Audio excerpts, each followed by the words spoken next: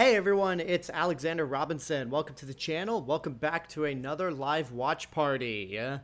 This time it's Godzilla Kong, The New Empire, which just came out on Blu-ray this week.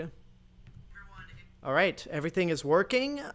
Sorry for the brief delay, but Streamlabs decided to be a real pain in the ass. So I'm now using OBS, and it seems to be working alright. The streams, I got excellent connection. And we are here. We are live. We'll do it live. Fuck it.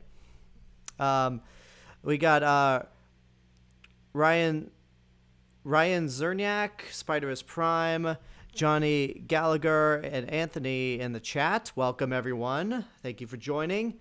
I'm doing all right. Anxiety is pretty much just taken over my life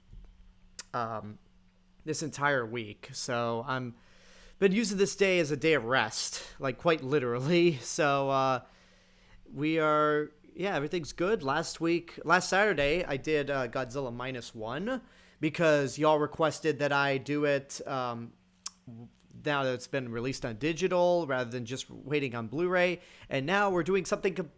I'm sorry, I gotta do the Eric Idle voice. And now for something completely different. Because Godzilla X Kong, The New Empire is a complete 180 from what Godzilla -1 is. Spider's Prime says, this is my first time ever for this movie. Really? Okay, that'll be interesting. Anthony says, not sure if you all remember me, but my username used to be James Bond 007. Oh, nice. Welcome, Mr. Bond. Oh, how's the stream working, guys? Because right now it says my bitrate is lower than recommended. Is everything working good? I want to make sure everything's good before we get this started.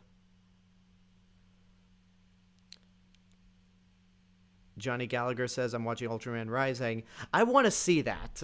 I just wish it wasn't on Netflix because I don't have Netflix, and they're a pain in the ass when it comes to sharing accounts. But I definitely do want to try to see that. Yeah, I'm getting a yes from Spider-Man Prime. All right, I'll just get rid of this. It says good connection, so I think we might be okay.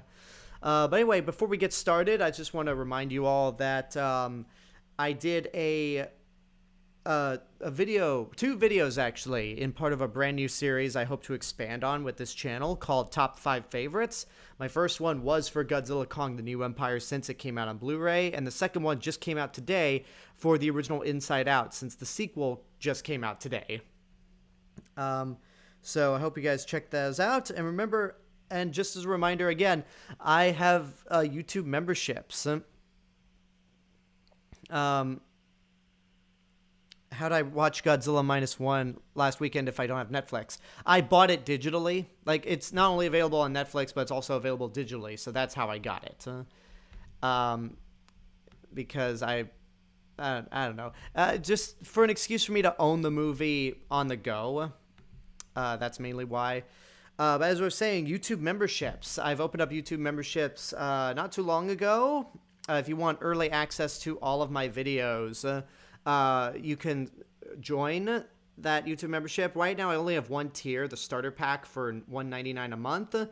And the more people join YouTube memberships, the more perks I can put out. Like, one thing I want to try to do is exclusive live watch parties for YouTube members. And if that happens, that will not affect the Godzilla movies or the Monsterverse. Like, even if you're not a YouTube member and more Godzilla and Monsterverse movies come out, I'll still be doing those live watch parties for everyone. And I have another live watch party series planned for next year that's available for everyone. So definitely consider joining as a YouTube member. For the moment, I want to thank my members, my current members for the moment, and that would be Brandon Ferretti, Ty Jensen, Zap Pictures, and Info Channel. And yeah, let's get this started. So unfortunately, because I'm not using Streamlabs, the chat, your comments will not be presented on the right underneath the social media logos here. So I do apologize for that. In order to get Streamlabs working, I do have to I do have to update my whole computer, so that's something I'm gonna have to do later on. Fun fact: the designer for the kaiju from the toy company Titanic Creations did the design for T-Mont. That makes a lot of sense because we'll get into this when we start the movie. But Godzilla Kong: The New Empire is very toyetic. But yeah, that makes total sense that a toy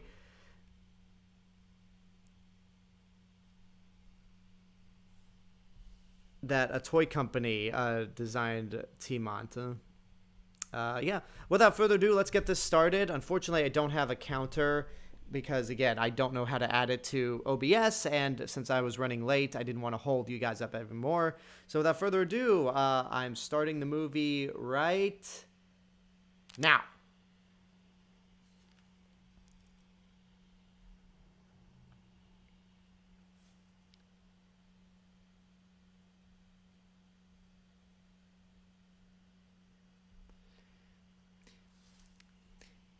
This actually marks the third time I've seen this movie, because I saw it obviously when it came out, and then I saw it right before a trip to Guatemala for a friend's wedding. And this is the first time I've seen it this close to rewatching Godzilla Minus One. So the contrast will be super interesting.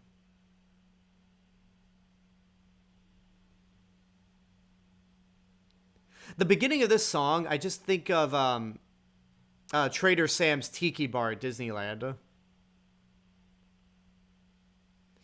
The reason my username was James Bond 7 for so long was because I created this account 10 years ago when I was like 12, and I wasn't comfortable using my real name online. That's fine.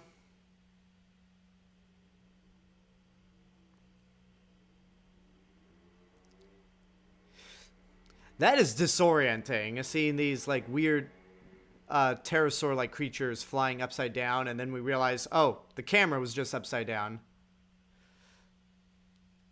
The wart dogs remind me of Ralph from Rampage. Well, they're about to pop up.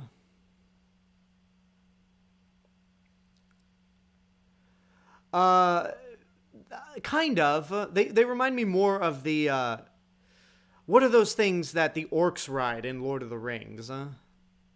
Or The Hobbit? Like those wolf creatures.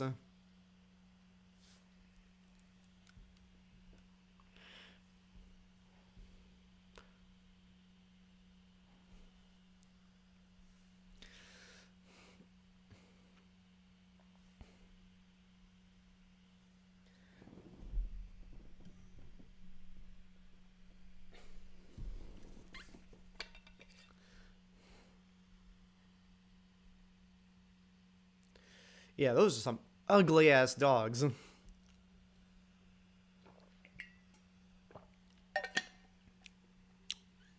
Ooh.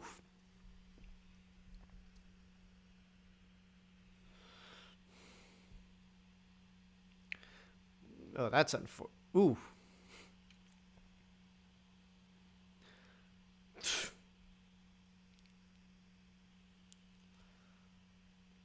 I hope the next Monsterverse movie potentially has a Toho Kaiju. Now, I'm assuming you mean one that we haven't seen in this series, right?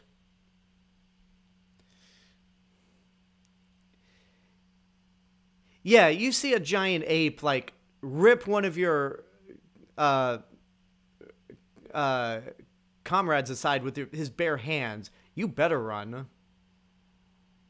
I love how immediately Kong's just grossed out.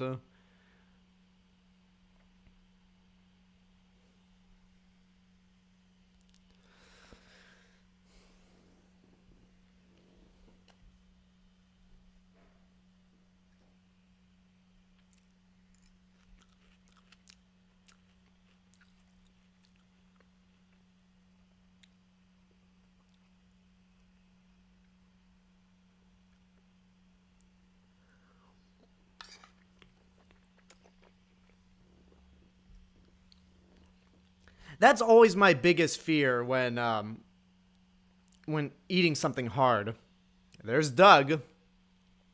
I just love how the because I'm assuming it's like the Monsterverse fans, but probably Godzilla fans as well. Like they just look at something in this series and go, "We're giving you this name, and you're sticking with it." But then the creators acknowledge it. Ghidorah's right head is called Kevin. Like I don't know if that was, maybe that was Michael Dougherty who came up with that name, but I feel like Doug may have been a fan name. Like he didn't show up at all. He barely shows up in this movie and the last one, and everyone's just like, "Your name is Doug." Kong's annoyance at that frog creature. Comrade LMAO. I didn't know what else to say. Oh, poor guy.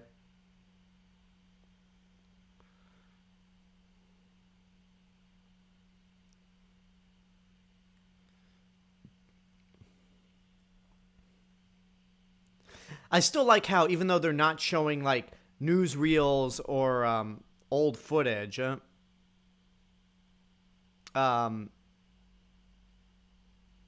what's it called? They're still doing those stylized credits that they've been doing since 2014's Godzilla. Parrot frog. That makes sense. Yeah, you're right, the left head. I was just thinking of looking at Ghidorah straight on. So immediately I thought right head.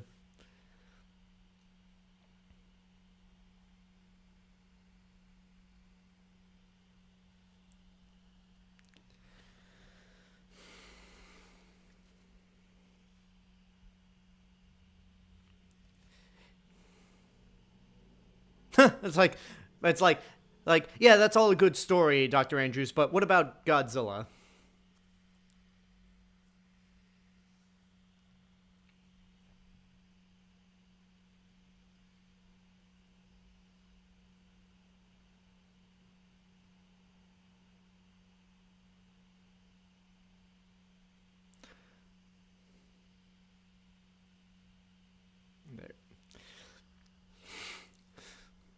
I just love how.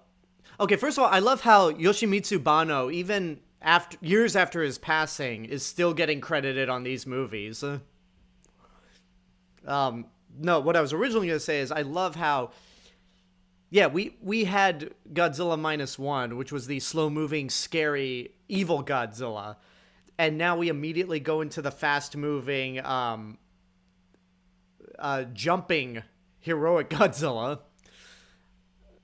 I did not notice that Skilla molted in this movie. And now it's gone. I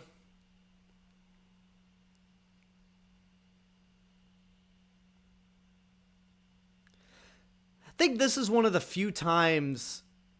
You know what would make a great top 10 list? Top 10 movies where the title card in the movie was pulled from the trailer. Because I can think of two movies right at the top of my head. Osmosis Jones and then this.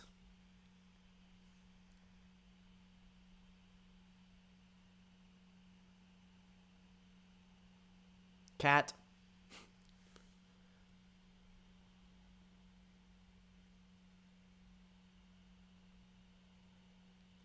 Yeah, I wouldn't say Godzilla protects you. It's more like he's protecting the world, because if he sees humans as a threat, he will not hesitate to go after humans. Is the stream still working for you guys? Because I want to keep getting. I want to just keep making. I want to make sure that the stream's not lagging at all. And I should probably unpin this message that I might be late.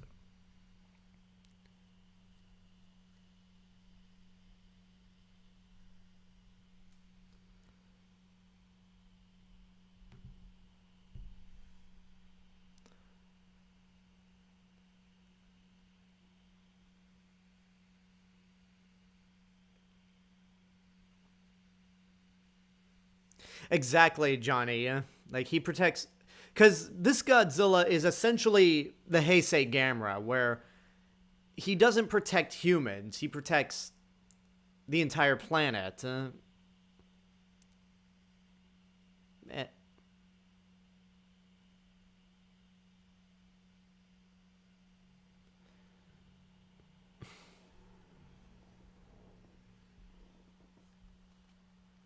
There's Rachel House. Well, welcome, Ryan. If you're just joining us, the title card just popped up. Rachel House showed up and said that Godzilla's sleeping like a big angry baby inside the Coliseum.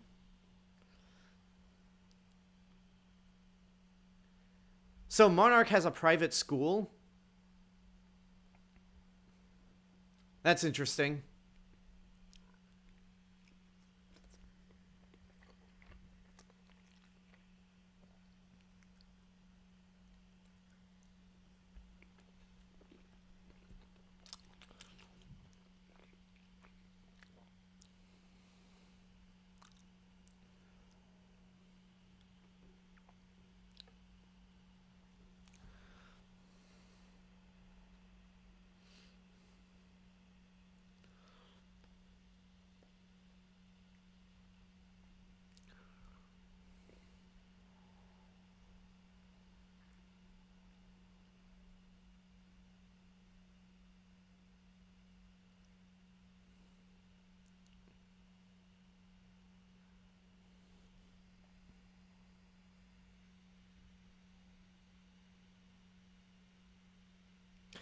Try not to be political, but as a Marxist, I tend to call my fellow leftist comrades, which is why I thought it was funny when you said that.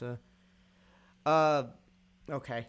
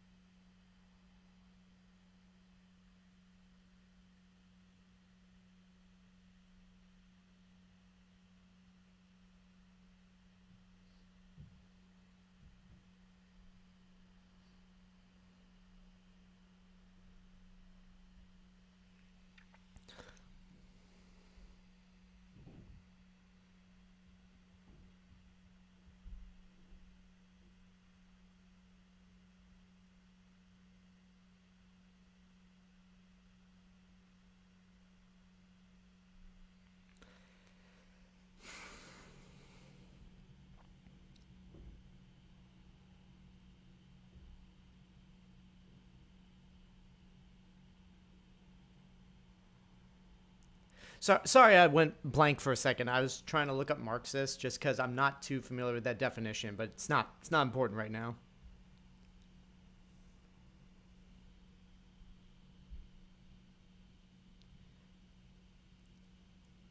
So is this supposed to be a documentary, or is this just like Monarch footage that just happens to have narration?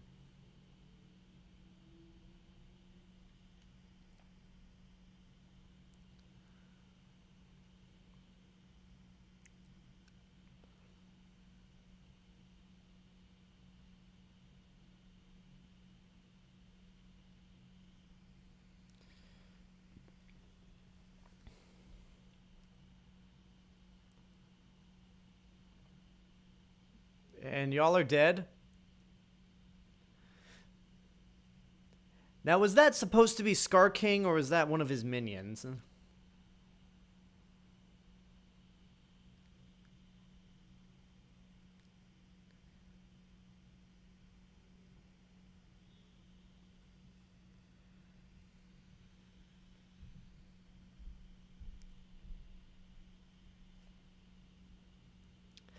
I do wish this element was, I don't know, given more attention. Because I understand this movie is, you come to this movie for the monsters. Like, um, if you want like human drama, you go to -1 and the Monarch TV show.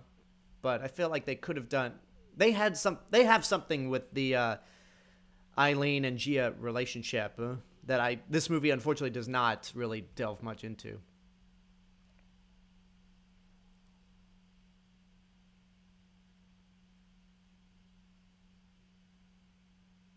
Is that an SH Monster Arts Godzilla figure on his desk?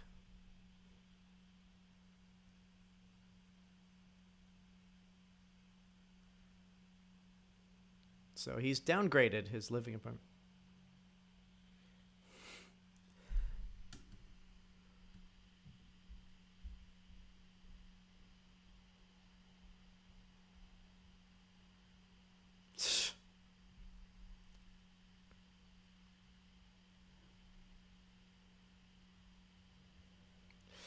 I don't know about Bernie. Like, it's because I know Brian Tyree Henry is an amazing actor, but he's just, his character here is just so, I don't know. Playmates. I think that Kong figure on his shelf, on his lamp, was Playmates, but the Godzilla one looked more more detailed. I want to know what that poster is in the background, that Japanese poster.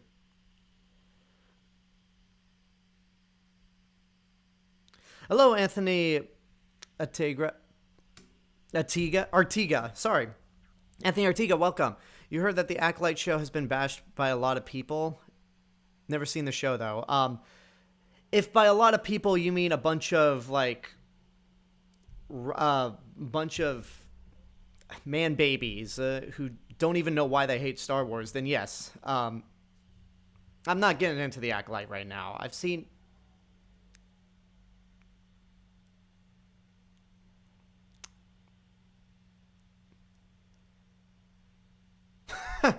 I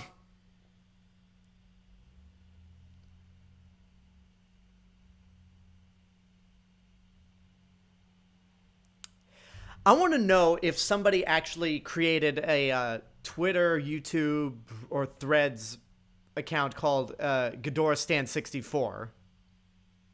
Like, I want to know if somebody decided to make that an actual username. But no, Acolyte, I've seen the 3 episodes. I like it. I don't love it, but the hate it's getting makes the hate that The Last Jedi got seem tame by comparison. A poster could be a Gargantua reference.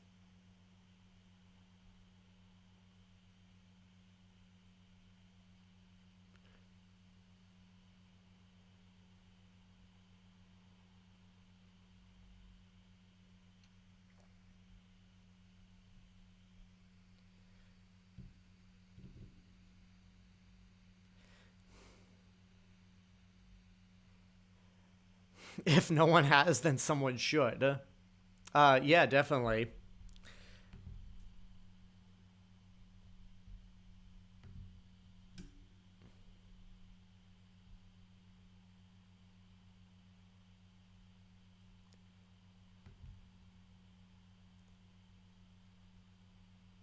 What do I think of Monarch? I love that show. I'm so happy it's getting a season 2. And it's like, it's the perfect counterbalance to the more like monster special effects action focused movies. I love that poster, that artwork so much. and that helicopter just going away. You know, Godzilla's pretty generous to just walk across the canal rather than stomping through buildings. Isn't that poster the same one young Ford has in his room in 2014? It could be. I'll have to rewatch the 2014 Godzilla.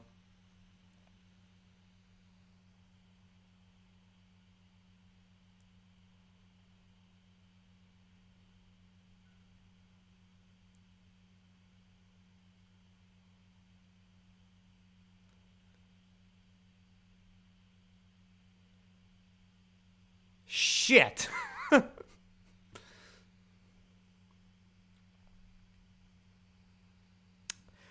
You know, if I hate to keep being the I would love to see that, but it's never going to happen kind of guy. But after Pacific Rim, Uprising flopped. I don't think a third one's ever happening. But Adam Wingard has certainly proved that, yeah, He could do a Pacific Rim movie. Um, Not as well as Guillermo del Toro, but I think he'll do better than Stephen DeKnight. Who I don't hate Uprising, but it's certainly flawed as hell. But no, Monarch. A lot of people are criticizing the modern day stuff, but I really do like all the modern day stuff as well as the stuff that takes place in the 50s. It's just the stuff in the 50s is a little more interesting.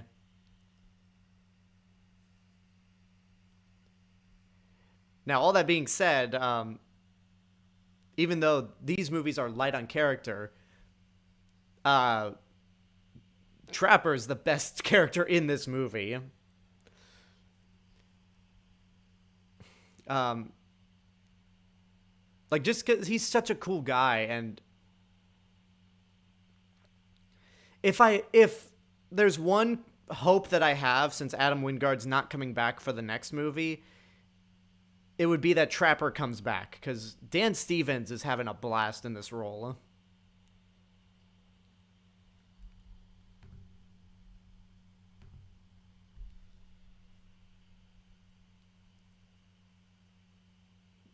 Wolf, that's what I had for breakfast.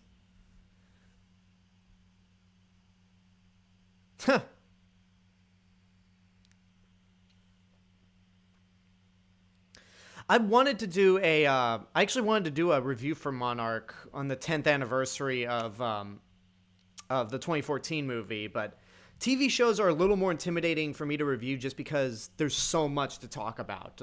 Like, I'm trying to do a review for Breaking Bad since I finally watched it, but there's just so much to talk about. It's like, I don't want to like make a hour-long review of that show. But yeah, I definitely want to try to review Monarch, and I can't wait for season 2.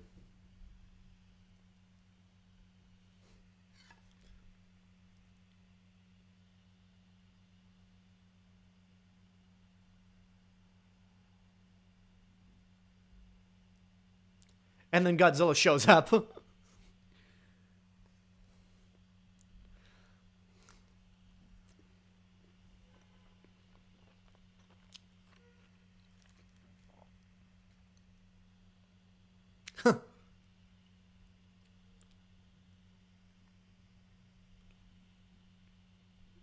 And my movies are better.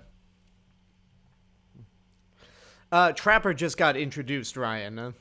They replaced Kong's tooth. And we have a like indication that he and Eileen dated at one point. Trapper feels like the type of character Shinichi Sekizawa would write. Yeah, I could definitely see that.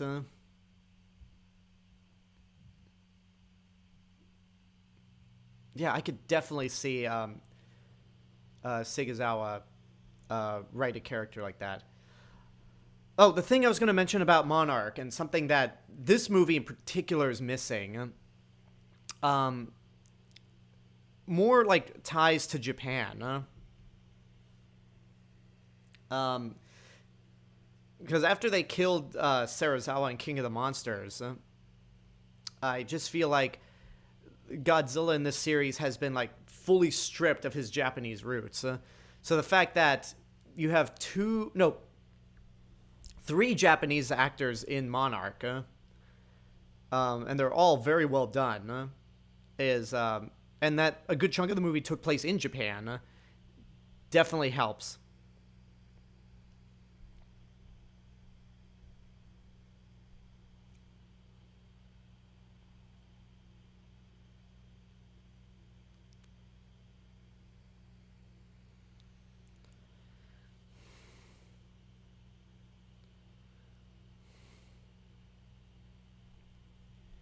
Yeah, this whole movie feels like something Jun Fukuda would direct.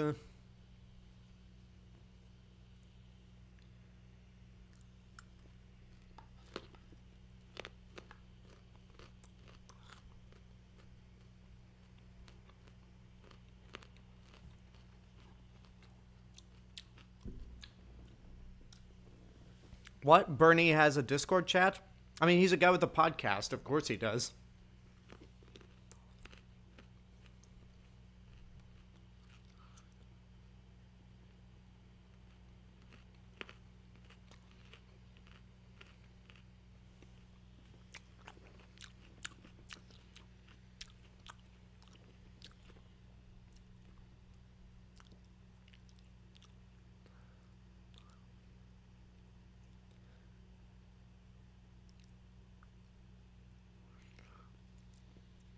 I do really like how, like, as much as I'm not a fan of Bernie, I do like how the movie's characters are just, like, very small in one tiny group.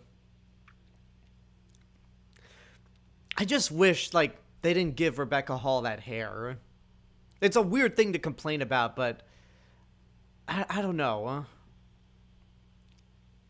Like, whoever gave her that hairstyle is probably a bigger monster than any of the monsters in this movie.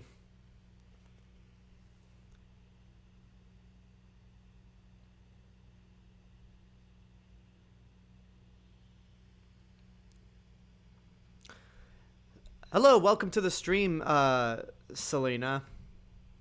Who is worse, Ezra Miller or J.K. Rowling? J.K. Rowling, because we haven't heard anything from Ezra Miller recently, in terms of his crime. I'm sorry, in terms of their crime sprees. J.K. Rowling has just become a troll at this point, and like she's actively antagonizing allies and people in the trans community. It's sickening.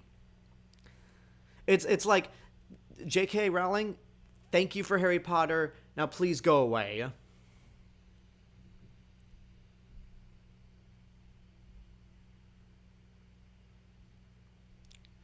You know, I have to say, rewatching this movie, Bernie isn't as obnoxious here as he was in the last movie.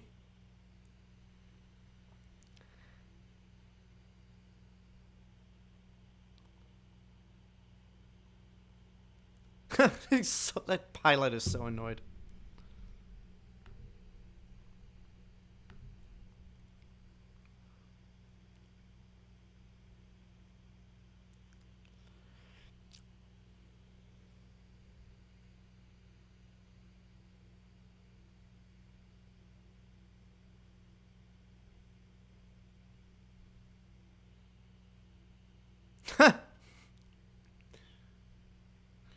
This is the first Monsterverse movie to lack a human antagonist since 2014.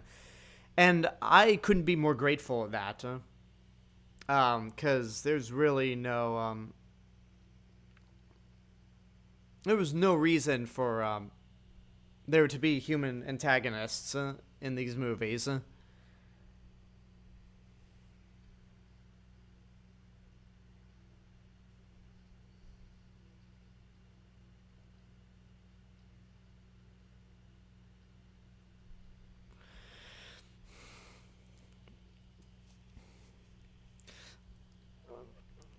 So, when the 2014 movie came out 10 years ago, did anyone ever anticipate this is where the Monsterverse would be? Or that it even would be a Monsterverse? Because the 2014 movie was just a standalone Godzilla movie. The idea that... what was I say? The idea that, like, Godzilla would team up with Kong or fight him again wasn't even a thought in anyone's mind when the movie first came out.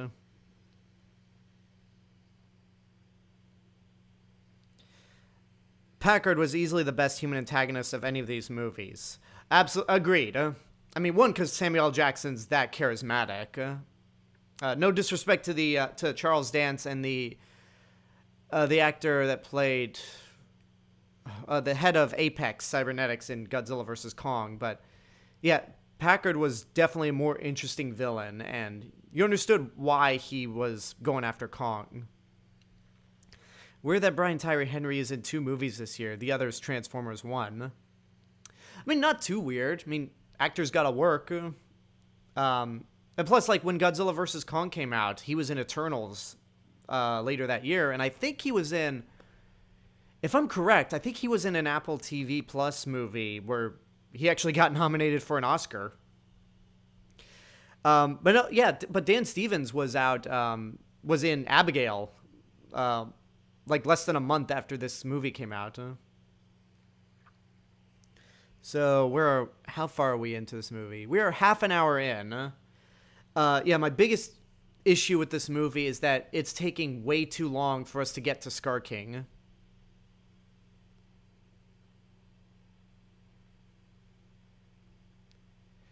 I hope we hear more info about this upcoming Monsterverse game.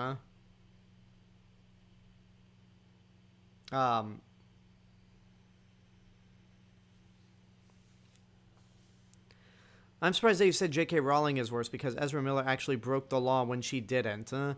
That's true, but again, like, I'm not saying saying that J.K. Rowling is worse does not put Ezra Miller off the hook. I'm just saying that we haven't heard from them in a while. Like, we haven't heard any Reign of Terror on their end. So it's like maybe they're getting help, but J.K. Rowling is just... Like, J.K. Rowling is just evil. Like, you can break the law and not be a bad person. But, yeah. I'm so grateful that most of the other franchises that I like don't have problematic creators.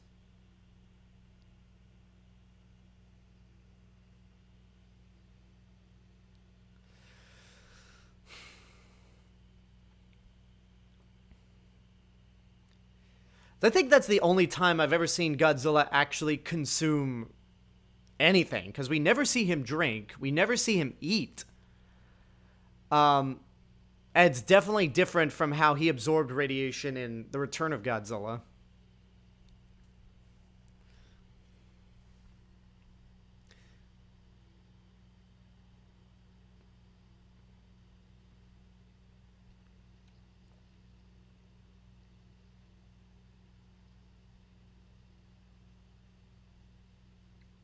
And that's enough Godzilla for now.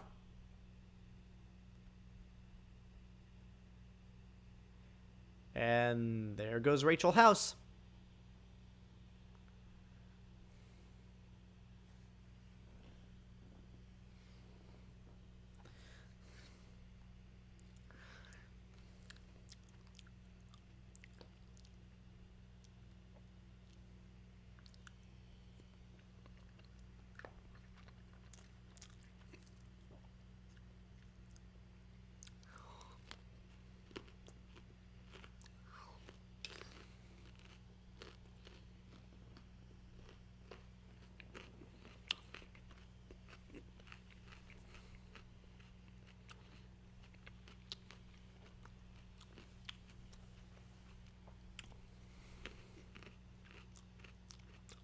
Well, that's unfortunate.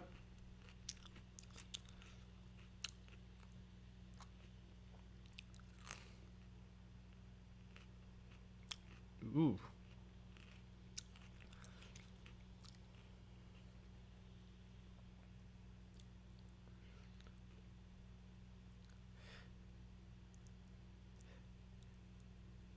I wonder if anyone just thought maybe it was an accident that a Titan just roamed through this place.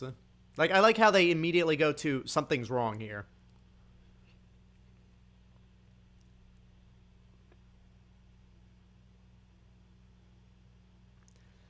You know, ever since they showed that shot in the trailer of the bloody handprint, that moment where you see that on the mountain of Skull Island, you suddenly have a different mindset about what exactly that is.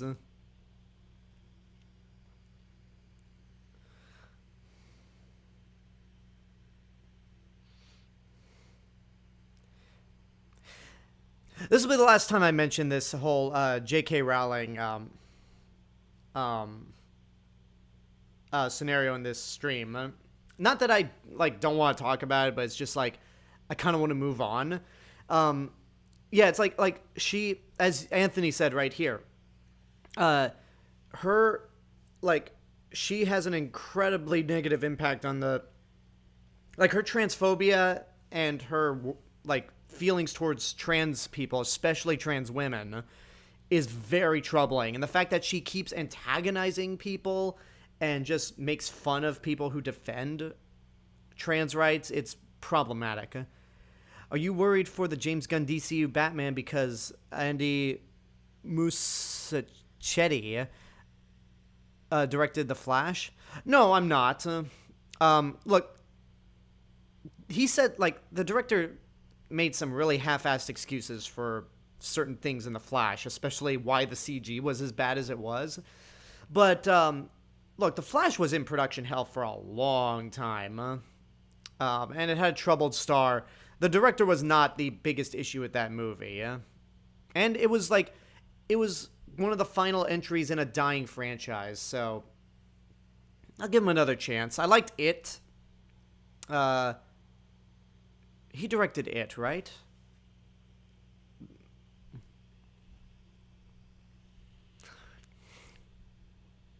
Hey, there's everyone's little furry nunchuck. Everyone's favorite little furry nunchuck.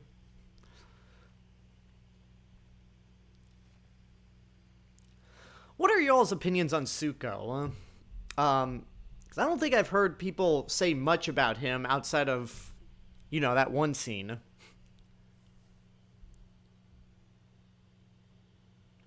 He did direct It. Oh, yeah, I liked It. Didn't really like It Chapter 2, but I also know from fans of the book, they say, yeah, the second half, even in the book, is not that good. You little shit, get back here.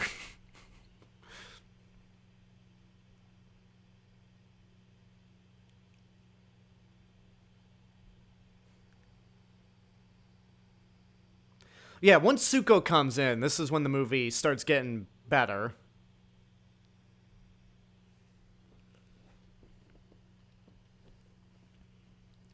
There's my water. Huh.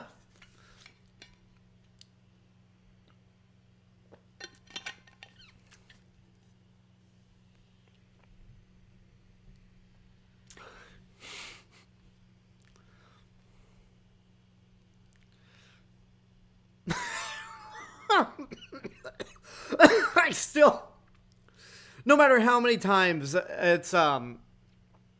no matter how many times I see it, I still can't believe that something like that happened.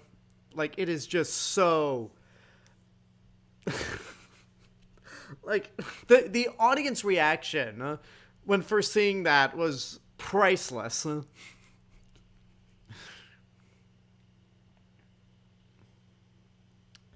Andy's probably going to direct an Attack on Titan movie. Are we really getting an Americanized Attack on Titan? I didn't see the movies that Shinji Higuchi directed in Japan, but I feel like since there's already like a live action Attack on Titan movie or two, kind of makes an American version pointless.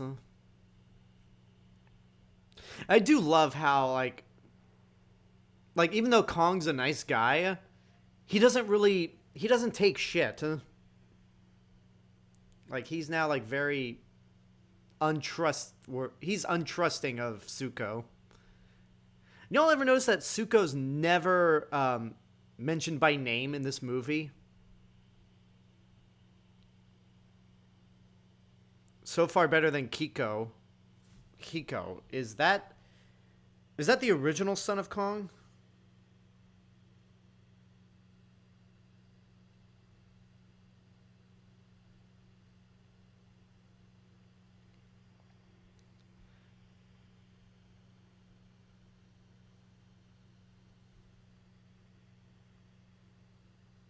That is the original Son of Kong. Okay, I didn't even know that.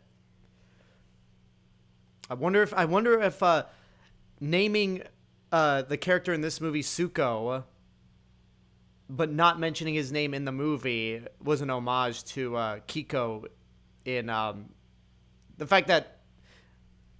Never mind. I'm making a word salad right now.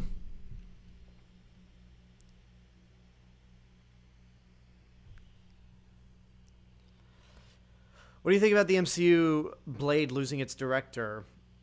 And why? And who do you think should direct it? I think the John Wick director, but he want. Um, like, I don't understand how hard it is to make a Blade movie. I mean, considering that there were 3 movies before the MCU's inception, it's like it shouldn't be that hard to make a movie based on a character that's already had movies prior. I mean, they've had no troubles rebooting Spider-Man several times.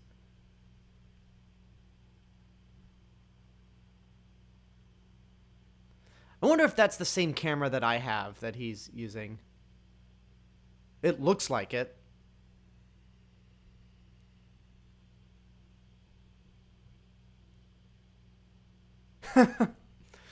Oh, the troubles of a vlogger.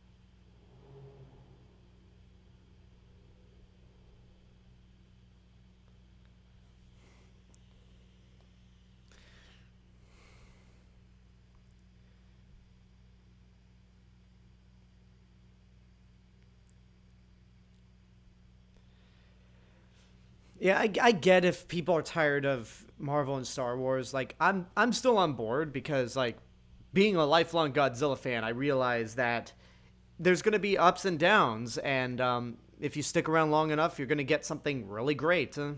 Um, like, what I can't stand, if anyone that says they're done with a franchise and just sticks by their word and doesn't watch anything from there on out, I respect those kinds of people. But the ones that are like, oh, this series is dead to me, I'm never watching anything again, and then they get immediately excited for something else after they pledge not to see it again, it's like, no. No, no.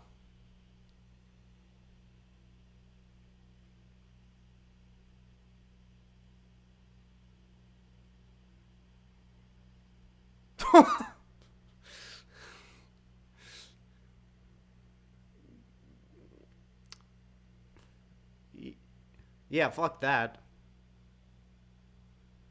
Oh, goddamn ads. Why do I have ads?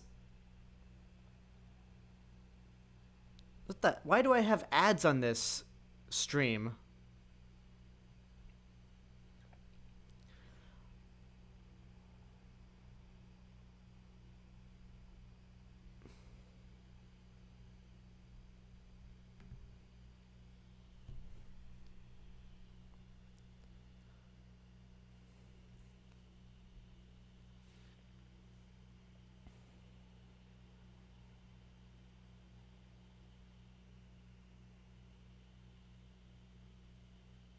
Okay.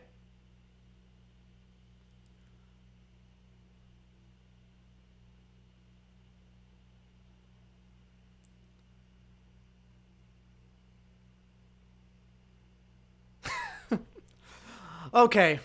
I'm starting to warm up to a little bit to Bernie in this movie.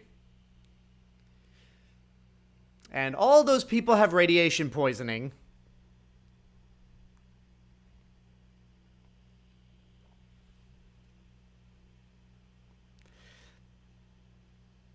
Yeah, all the people that Godzilla just walked by all have radiation poisoning.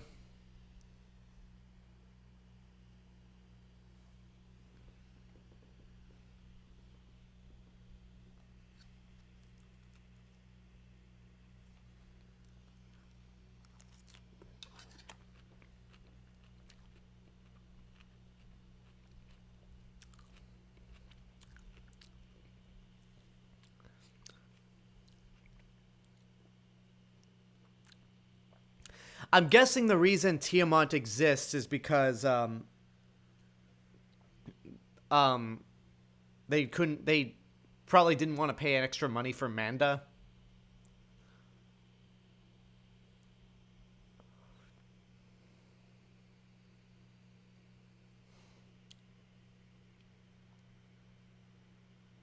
Why did Godzilla going back to the Roman Colosseum bother you? Now, when you Selena, when you say John Wick director, are you talking about? You're talking about Chad Stahelski, right? Because I think that would be a great choice.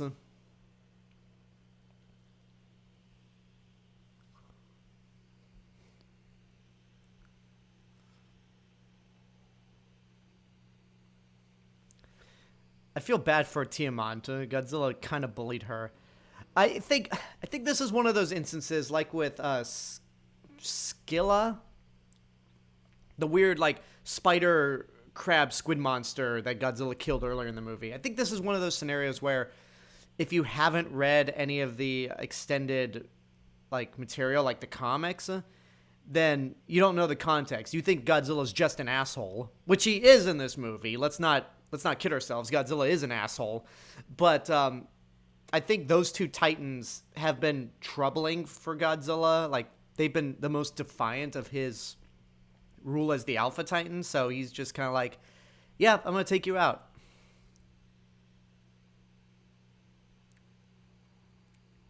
Yes, you do mean the actual director for John Wick. Yeah, I think he's a good choice. So I know I mentioned this in my top 5 favorite elements of GXK video, but I didn't believe everyone when they said, "Oh, Mothra's going to be in the movie," because I'm just like, "No, she's not." Like nobody said that she's in the movie. You're just saying yourself. You're just seeing things, and I don't want to hear any people complaining about, "Oh, this movie sucks because Mothra wasn't in it." I'm like, Mothra was never promised. I was wrong, apparently. Discount Manda was in the way. Pretty much. Yeah,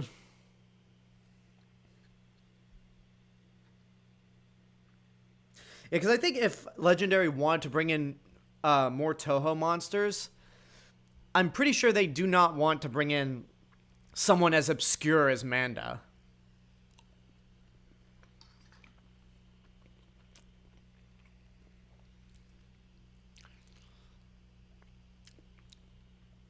I feel like Biolante might be the most logical choice to bring in next. If we're talking about other Toho monsters, considering that there are now aliens that exist, that we know that Ghidorah's an alien in this series, then and how futuristic everything's gotten, Gigan isn't too far out of the realm of possibility. Um, and Destroya seems like the monster they would use when they finally decide to kill Godzilla.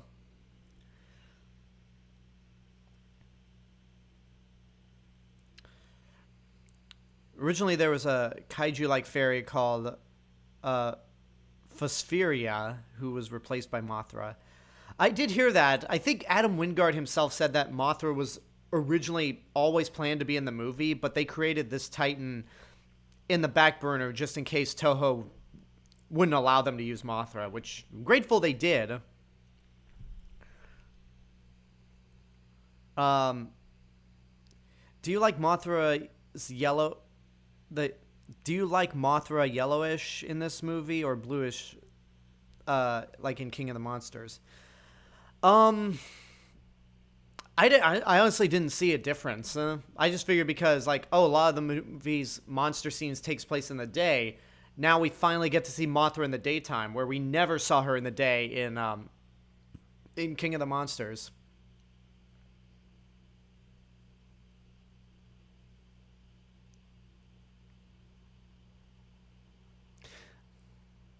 I like how a lot of people were like, as someone who's not a big gamer, I like how a lot of people were making the God of War Kratos comparison with Kong and Suko during this part.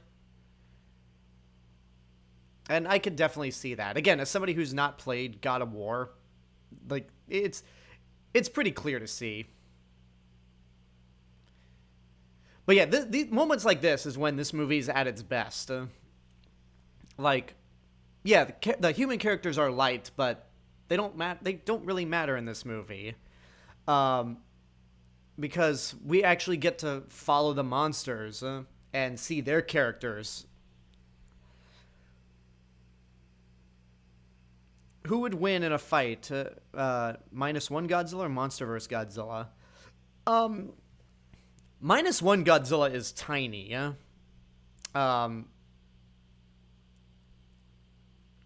So, like, I think the minus one Godzilla is the,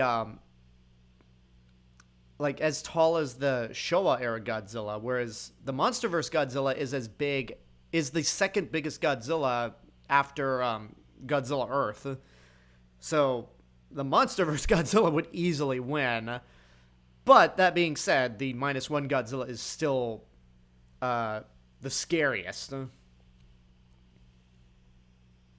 Monsters are characters too. Yeah, and that's something that, like, I look at this and it's like, was it this hard to, like, for us to have a giant CGI movie where we focus on non-human characters? Looking at you, Michael Bay's Transformers.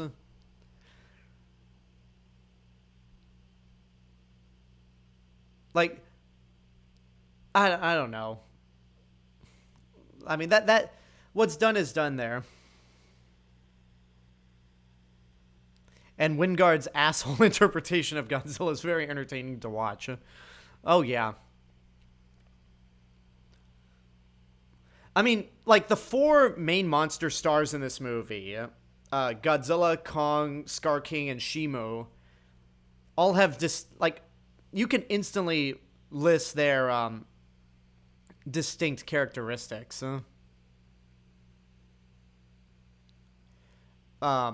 Like, Godzilla's just Godzilla's an asshole, but he's the asshole that also, like, he sticks, I don't want to say he sticks up for people, but it's like he's an asshole that doesn't border on the line of being evil or a bully. Kong's a nice guy, but he also, like, doesn't take anyone's shit. Scar King is a straight up bully and coward, and only has to rely on others to be powerful, because on his own he is weak and pathetic. And Shimo is just abused. Like she's been abused her whole time with Scar King, and then at the end of the movie it's like, yay, I'm with people who love me.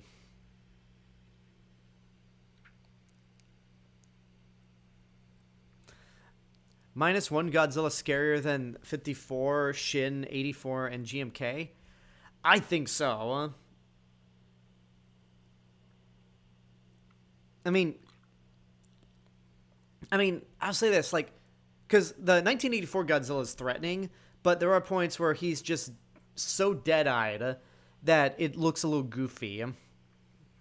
1954 Godzilla is intimidating. Shin Godzilla is the most disturbing looking Godzilla, and GMK is, like, those blank white eyes are just creepy as well. Meanwhile,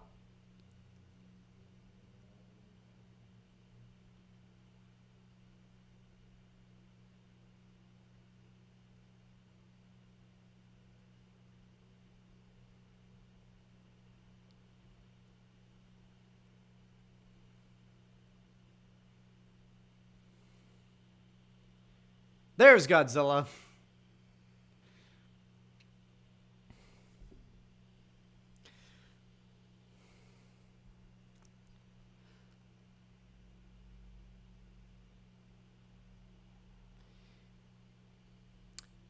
Yeah, she is definitely Manda Light.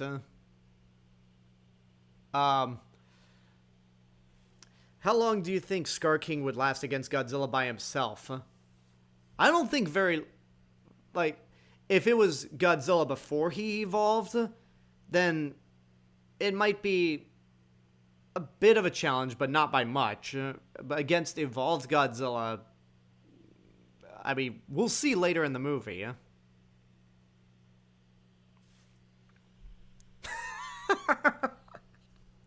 Anthony says, someone on Letterboxd compared Zuko and Kong's relationship to that of Shrek and Donkey.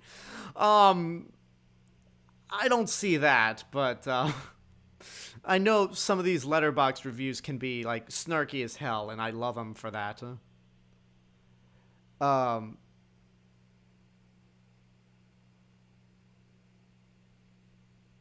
Yeah, at least she didn't back down. Do you think Tom Holland should direct Spider-Man 4? I don't know, because I don't know how... Has Tom Holland directed a movie? If he has, I didn't see it, so I don't know how he would fare as a director.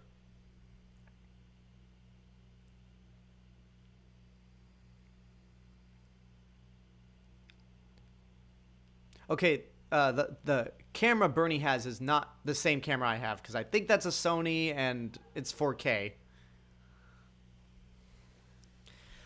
I was expecting the evil Iwi tribe... I was expecting an evil Iwi tribe to be loyal to Scar King.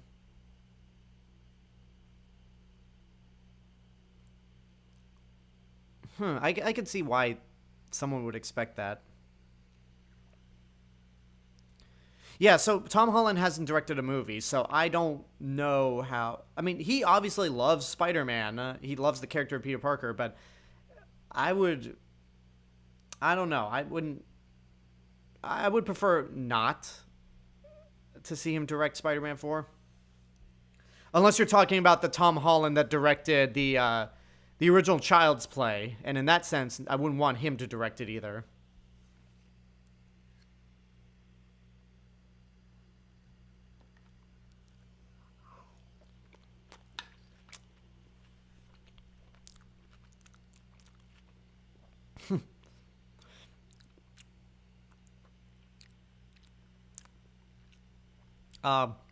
Half of Letterboxd reviews are extensive and analytical, while the other half are snarky, one-sentence jokes, which is wild.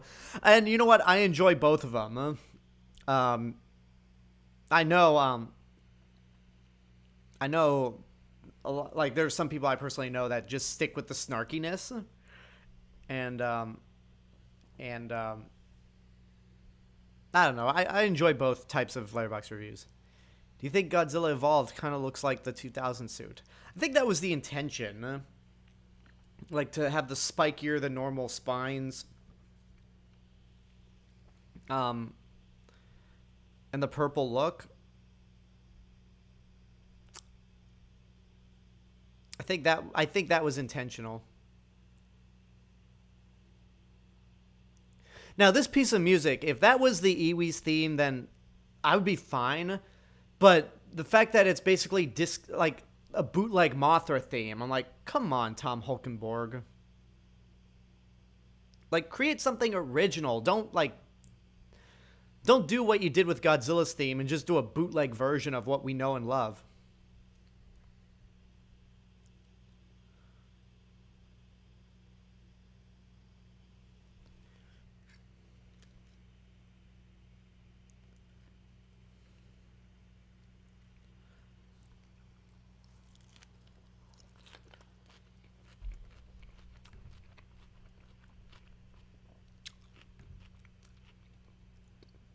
Is the stream still running good for you guys? It says I have good connection.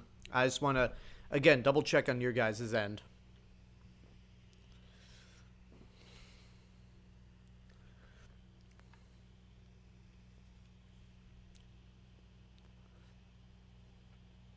I want to see a prequel movie, Godzilla vs. Scar King and his tribe. Yeah, they definitely need to do that movie.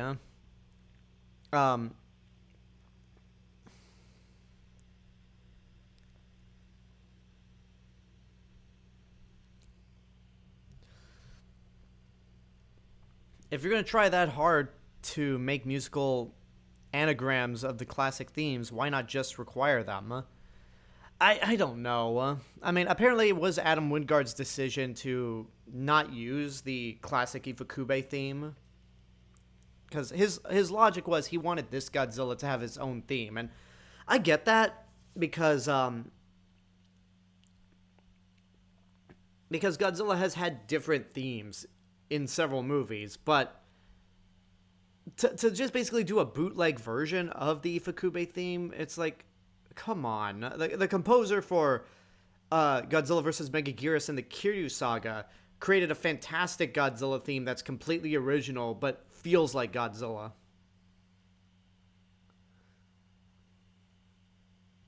And plus, Tom Holkenborg's like style of music does not fit Mothra.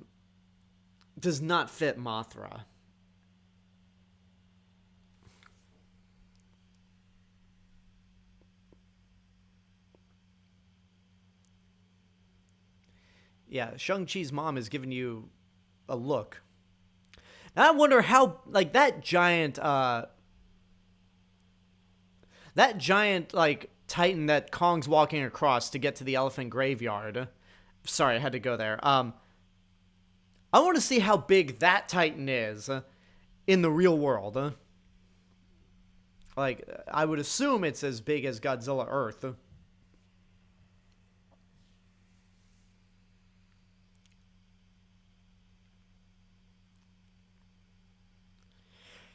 Yeah, since we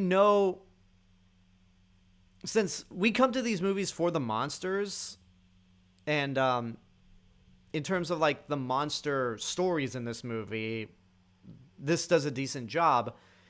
It should be a no, like, we need to see that movie where Godzilla fights Scar King.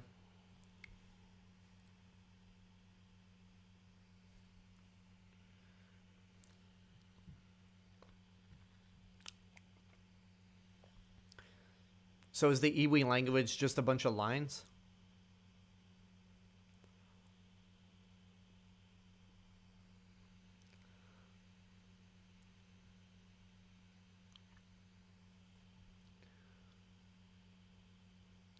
Still don't understand the connection between the Iwi tribe, this Iwi tribe, and the one in Skull Island. I think because, like, in either Skull Island or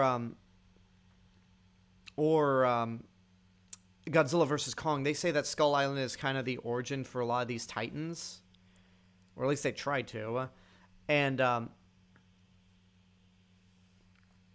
I think, like, that's just the basis, like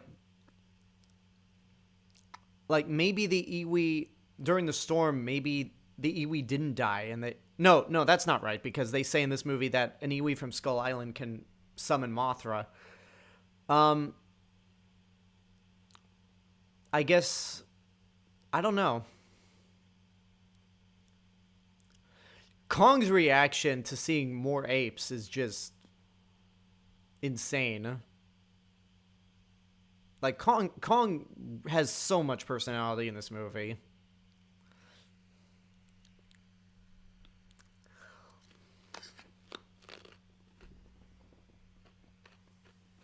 I wonder how that got this movie a PG-13, huh?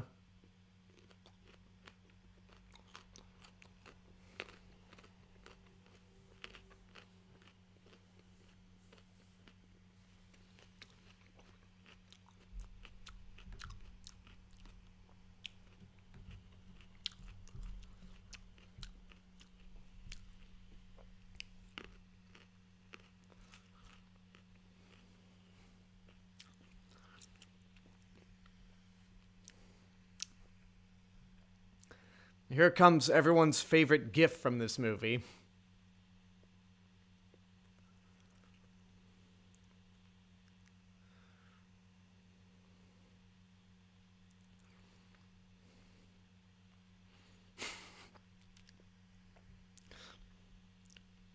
Shut up, you shit-talking ape.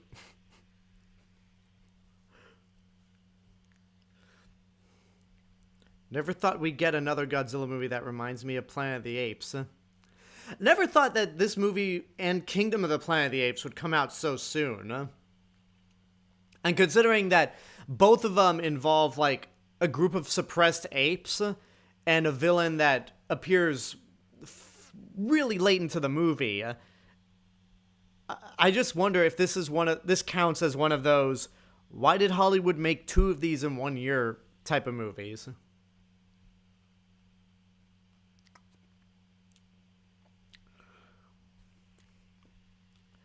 We're an hour and 4 minutes into the movie, and already we're seeing the main villain of the movie.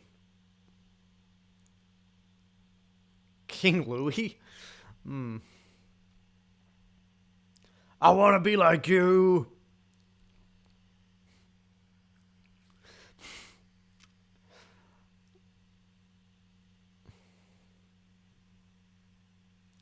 Yeah, Scar King is not as intimidating as Ghidorah and Mechagodzilla, but like design wise, like he's clearly just like an evil version of Kong, but he's skinnier and just more deformed. All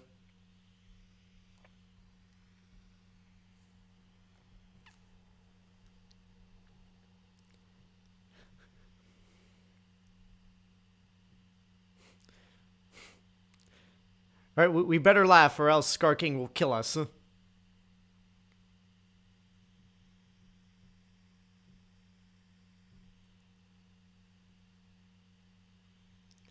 Is Scar King Kong's Ghidorah? Well, considering that Scar King gets killed in this movie, I wouldn't say so. Like, cause there's no history between Godzilla, Kong and Scar King. The way there was history between Godzilla and Ghidorah in this series alone.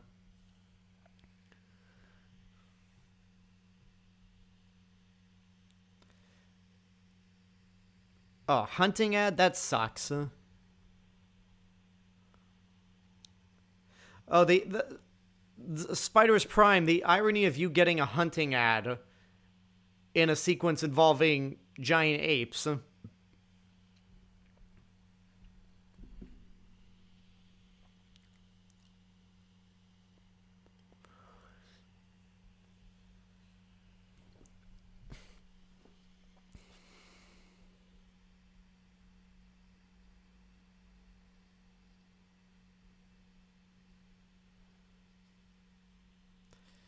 I thought Gaw from Joe DeVito's Kong continuity was his Ghidorah.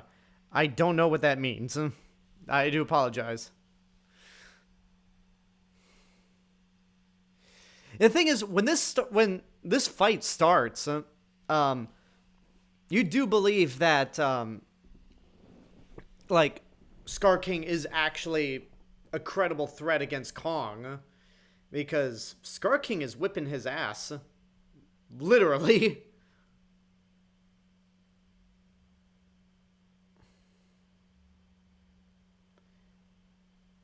But of course, Kong has to prevail. But then here's where, like, Scar King's... Sorry, I knocked over my canteen. Yeah, Godzilla would have already won. But no, here's where Scar King's cowardice comes in. Like, the second Scar King starts getting overpowered, he summons Shimo to take over the fight.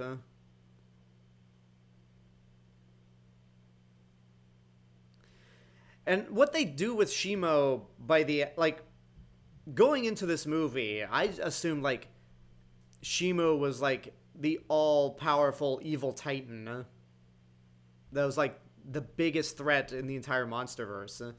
Did not expect them to take her character in the way they took her.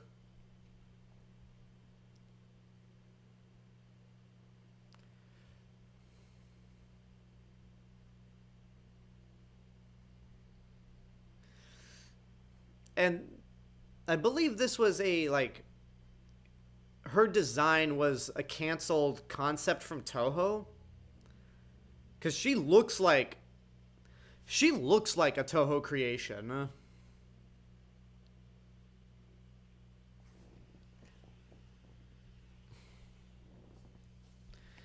Even if she's basically Ice Godzilla. Lizard Elsa.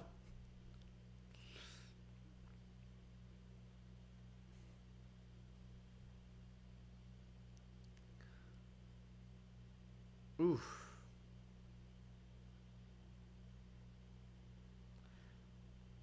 Well, at least the axe and his hand didn't shatter.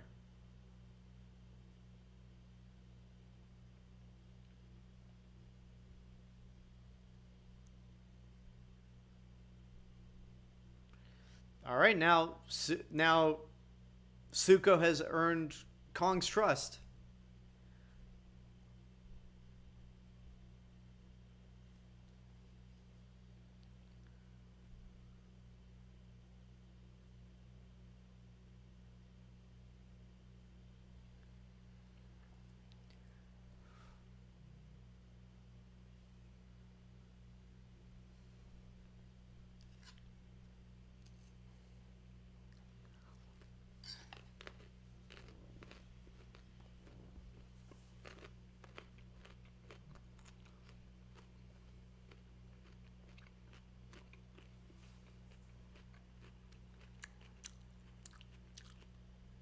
Yeah, this whole exposition dump.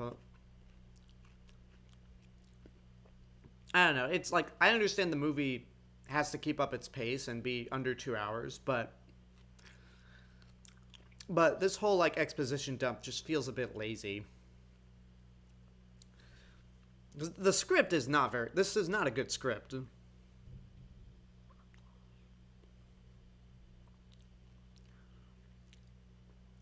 Could Godzilla beat Shimo by himself? I don't think so. I mean,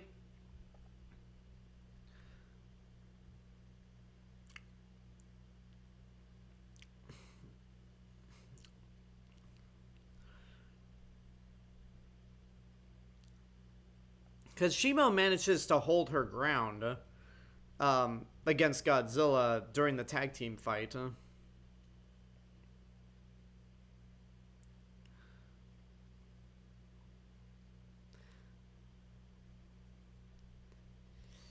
Bam! And I think I just saw a bunch of blood come out of that ape. I think that ape that Kong just crushed, like, turned into a fountain of blood.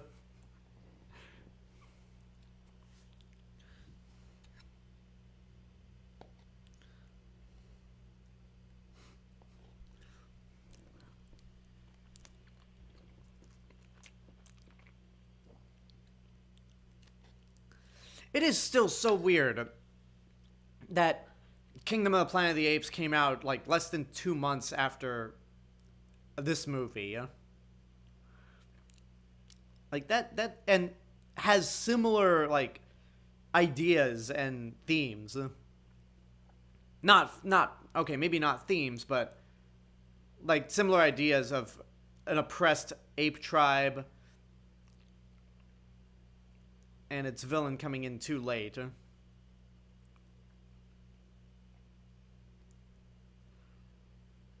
I still can't grasp the idea that Suko, I think, is a little taller than Kong was in Skull Island.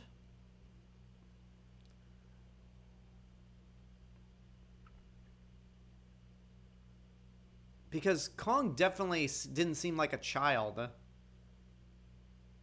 But I mean, Suko may be a different type of ape, so who knows? Michael B. Jordan did direct Creed 3 for his directorial debut, so if it worked for him, then Tom Holland directing Spider-Man 4 could work for himself as well. Probably. But I feel like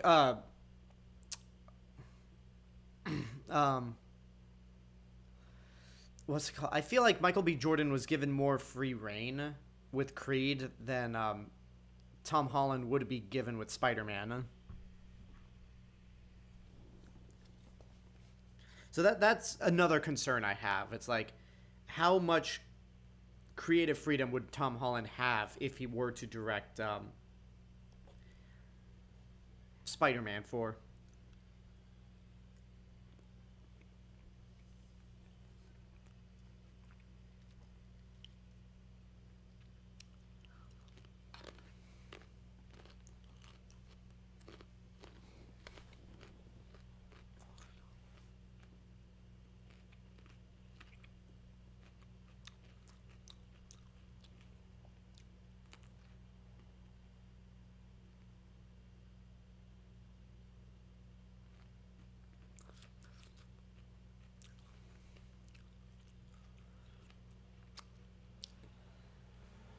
Yeah, that's a fake looking at a rock. I'm sorry to nitpick, but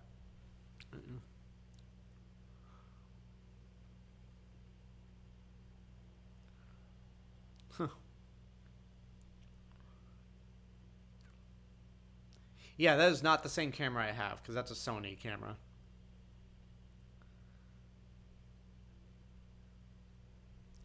I don't understand how like Bernie was right the entire time in the last movie. People are aware that monsters exist. How could people still think he's like a crazy conspiracy theorist? Like, yeah, like he covers himself in bleach. Sure, he's suspicious of tap water, but in terms of the Apex cybernetic stuff, he was right.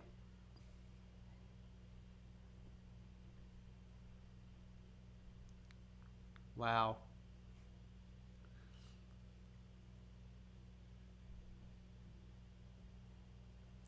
Man, Bernie's a terrible vlogger.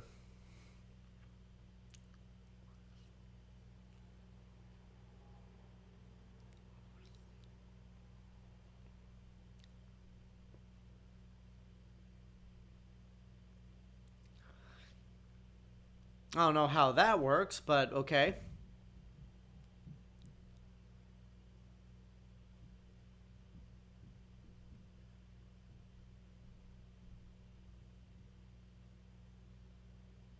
Shit.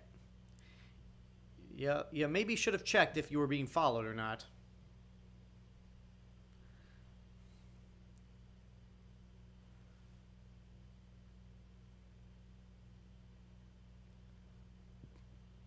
Thank you for the observation, Bernie.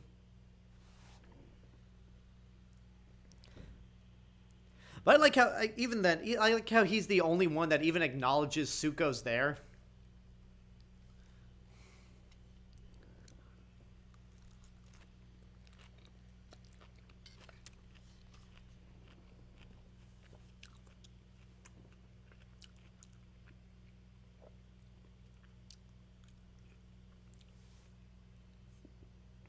Why didn't people believe Dr. Mifune when he said he discovered a dinosaur when canonically it was after Godzilla's first appearance in 1954?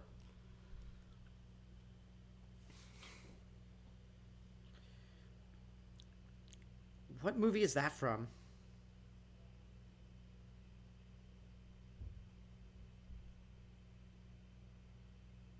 Oh, from Terror of Mechagodzilla.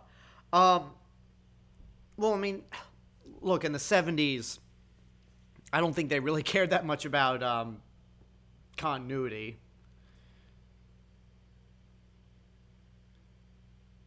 It might have been after Rodan and Varen's first appearance as well.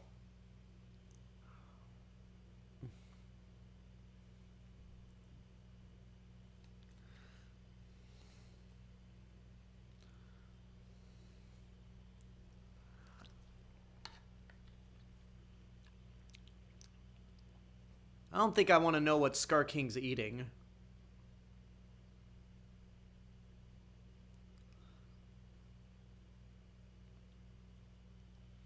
Yeah, there's a really like fucked up mentality that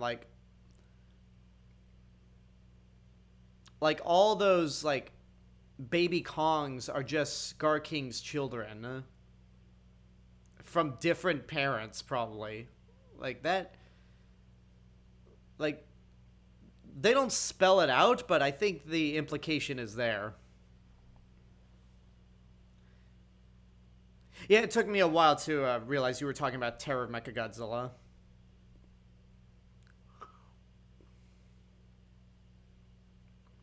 And this is definitely a nod to Godzilla breaking free from the ice in King Kong versus Godzilla.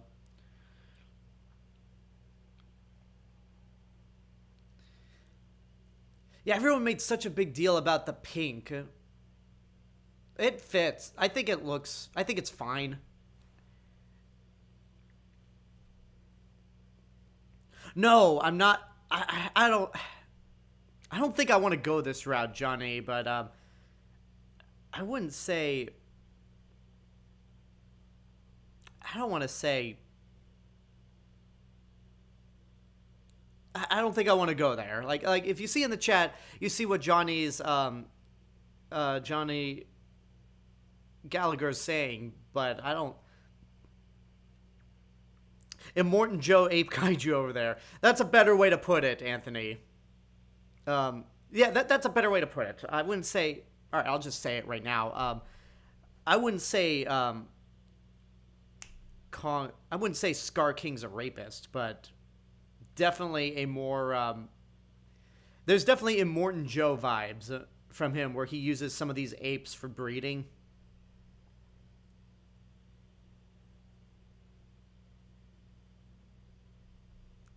You know, I am surprised that nobody in the chat, like after Godzilla broke free from the ice, I'm surprised nobody said the line.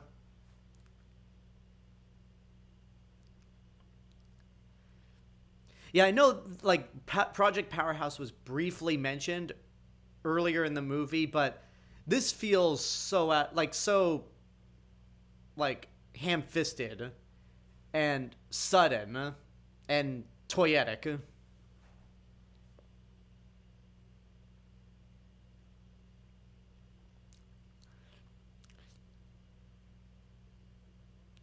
Yeah, pretty big coincidence that the one thing that could help Kong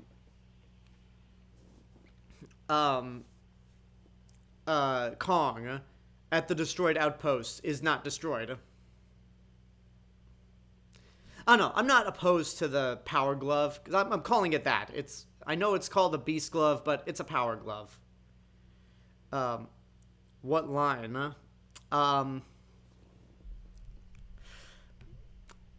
Let me... You know what? Rather than saying it... Rather than saying it, I think I'll just post a video of it in the chat. You know what? Let me do it through my phone, because Safari's taking its sweet time.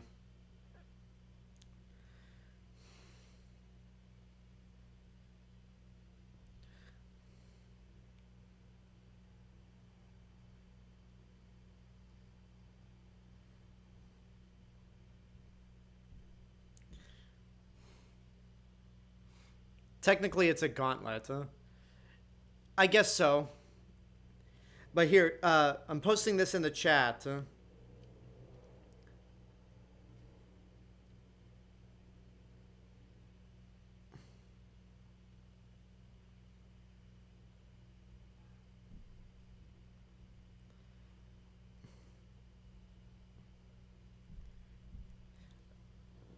Okay, it's in the chat.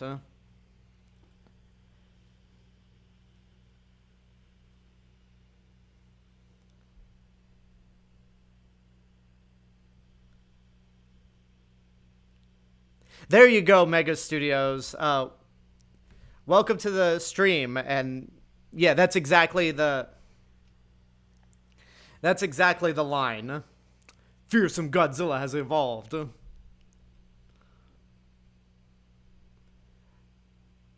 YouTube is not receiving enough video to maintain smooth streaming.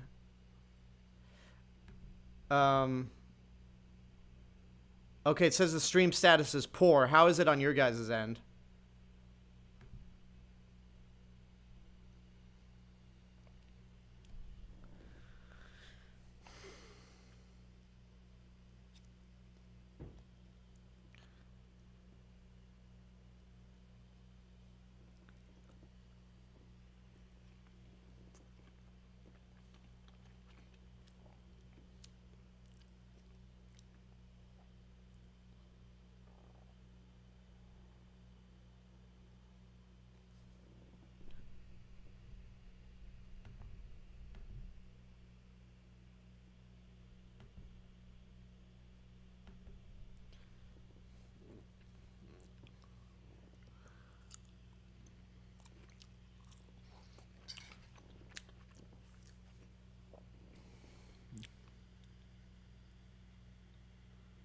Okay, good. Good to know that the stream's still working. So I guess YouTube is just lying to me.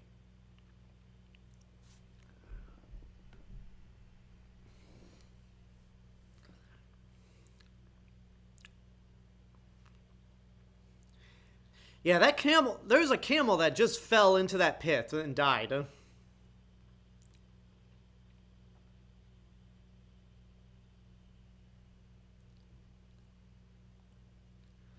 If Tom Holland wants to be a director, he could do a smaller film.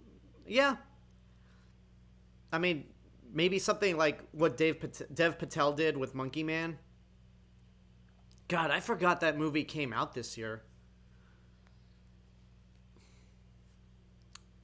Miraculously, Kong didn't kill anyone, although those people must have died falling off the pyramid.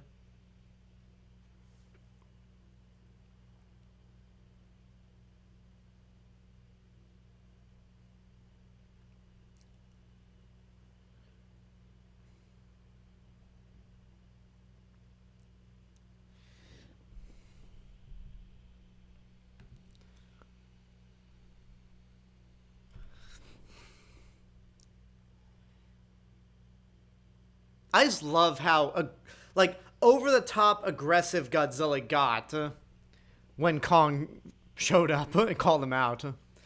I don't think Kong could beat Godzilla with his power glove. The movie, we clearly see that he couldn't. But this is also, like, the Egypt fight that's coming up. Like, I was rooting for Godzilla in the last movie. This time, it's like, I'm rooting for Kong this time around.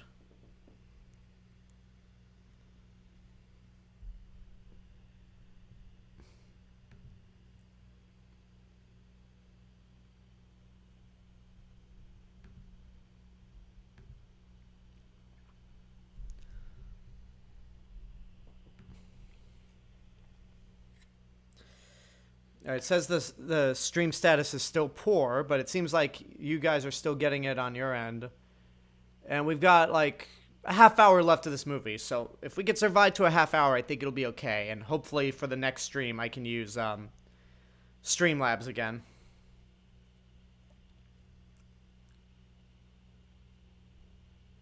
Oh, there's Mothra's classic roar.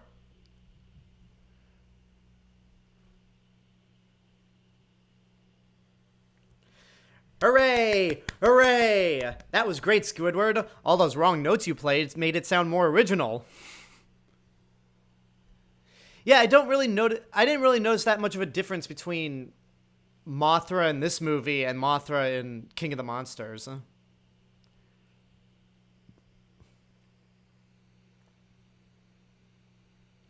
Godzilla with his glove and axe could beat Godzilla? I don't think so. I honestly don't know.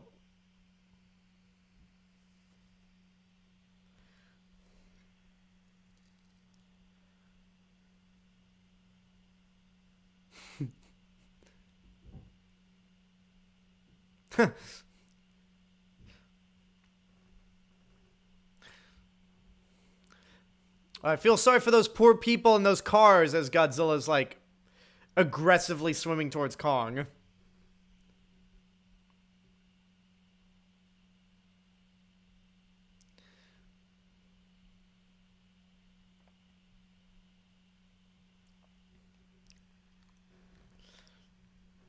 And Godzilla definitely killed some people there.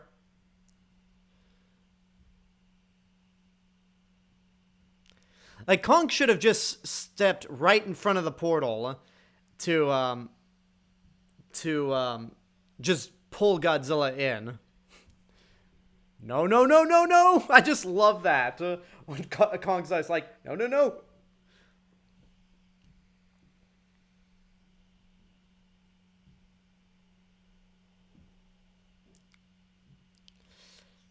Doesn't Kong's glove look like the Infinity Gauntlet from Endgame? It's closer to, like, Tony Stark's Infinity Gauntlet than the actual one Thanos had. But it reminds me more of that power suit from Aliens.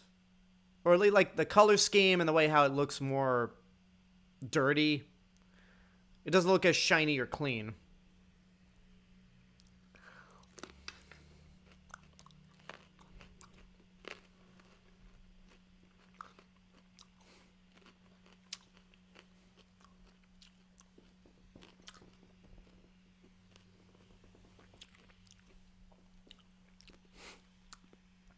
This moment here, it's like, all right, you egomaniac, come with me.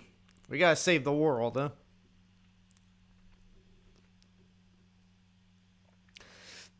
Yeah, you should have probably made sure Godzilla was knocked unconscious before dragging him, because that's gonna happen.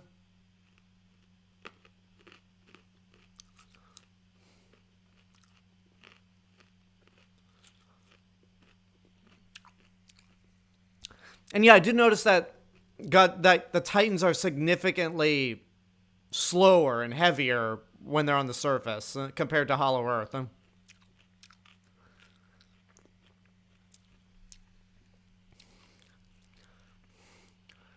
Chill out, Godzilla.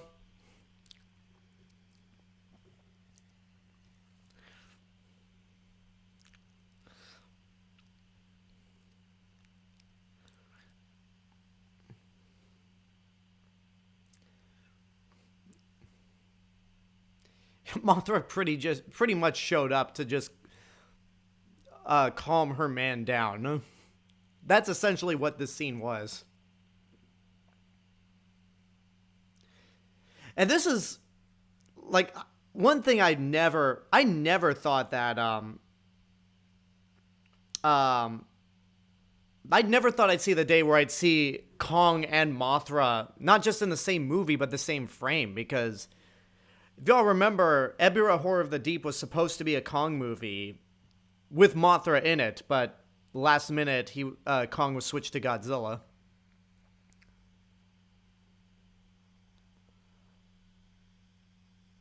I sure hope that kaiju fans are less toxic than superhero or Star Wars fans. I can tell you right now they are.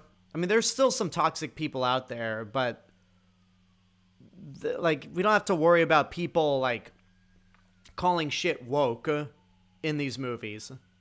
Even though people were calling episode 5 of Monarch woke, and I'm just like, get the fuck out of here with that. Okay, now the stream status is saying it's good, so a little better. Ryan, don't even put that evil into this chat. Save Martha. I mean Mothra. Mothra don't need no saving.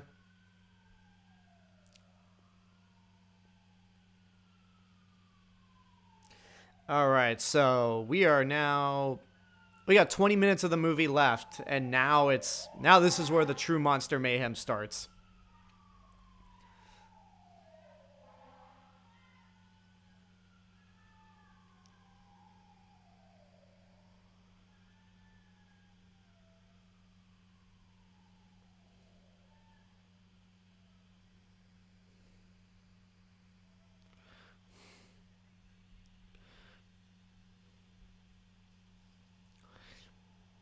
Yeah, this movie is unapologetically ridiculous.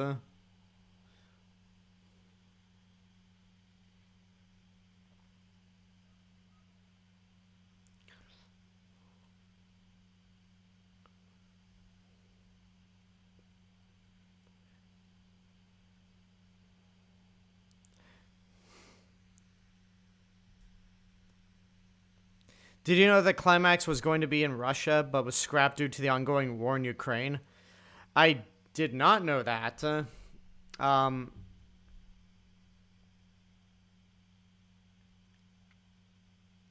Yeah, I didn't know that at all. I just love how it's just Kong and Godzilla and assumingly Mothra just crashing down into Hollow Earth. And there's the shot that made the internet go, what? Godzilla can't run? I'm like, yeah, we've seen him run before in earlier movies. And plus, this is low gravity, so it makes sense. Although I gotta say, these close-up shots of their faces, like, it's so obviously CG.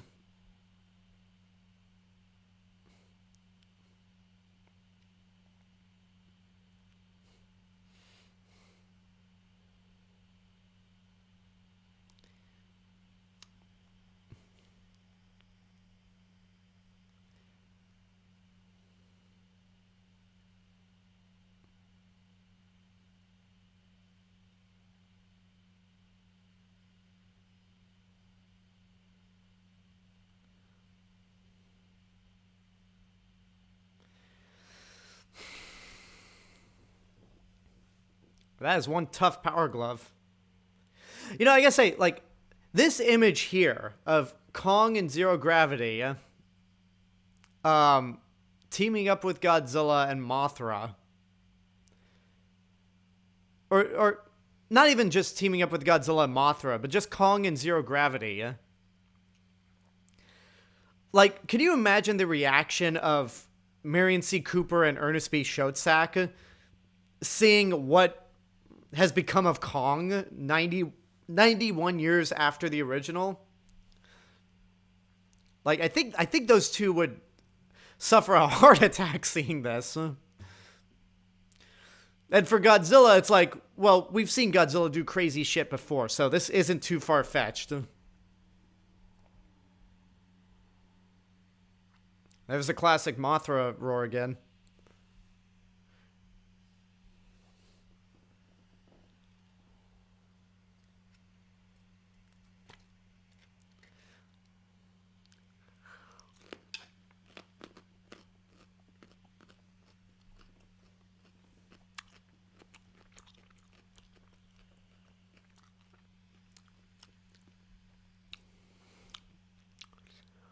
Okay, so I'm genuinely confused with this shot here.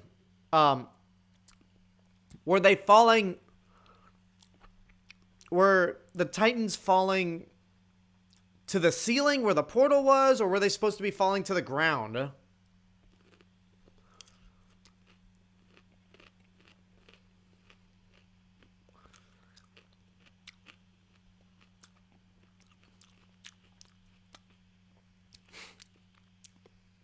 Love Godzilla's just going in head first into the portal. I sense some parallel between this and the Vine Chasm fight scene in King Kong.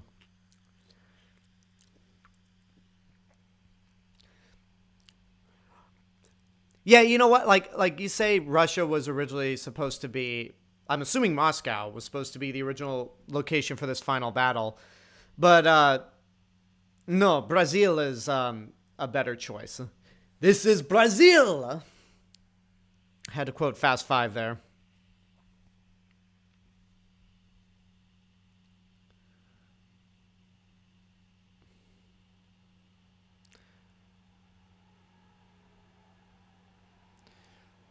Amazing that there were no people in Scar King's path as he fell to the ground.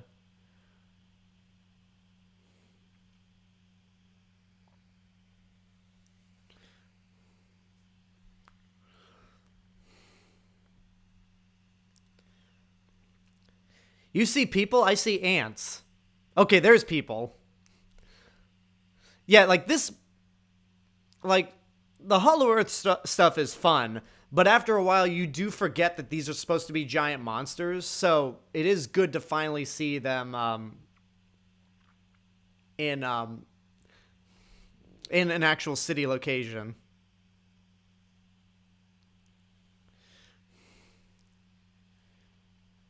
Quiet, you! like Scar King is just roaring in gratification that he's on the surface, and Kong just comes out of nowhere and is just like, shut up. You know, I gotta say, the only thing that would have made this movie even more insane is if that Jesus statue on the mountain decided to come to life and join in the fight. You briefly heard the classic Godzilla roar.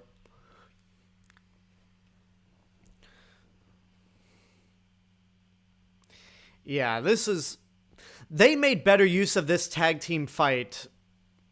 Even though I think Godzilla King of the Monsters is a better movie, Adam Wingard did a much better job with this tag team fight than Michael Dougherty did with Godzilla and Mothra versus Ghidorah and Rodan.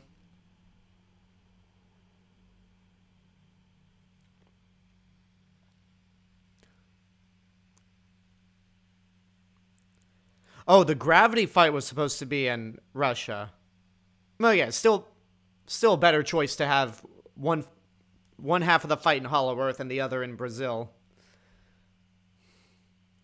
Yeah, again, Kong, like a giant anorexic balding orangutan throwing a building at Kong with a Vine with a whip made out of a spine, and Kong using a power glove to punch the building. I don't think Marion C. Cooper and Ernest B. Schoedsack would have ever thought that was possible for their creation. Yeah, you're fucked, Scar King. So, was I the only one that thought Godzilla was gonna do like a Hulk clap at Scar King? Yeah, it's right there. Like Scar King tried to whip Godzilla and throw him, but Godzilla's like, "You're not stronger than me."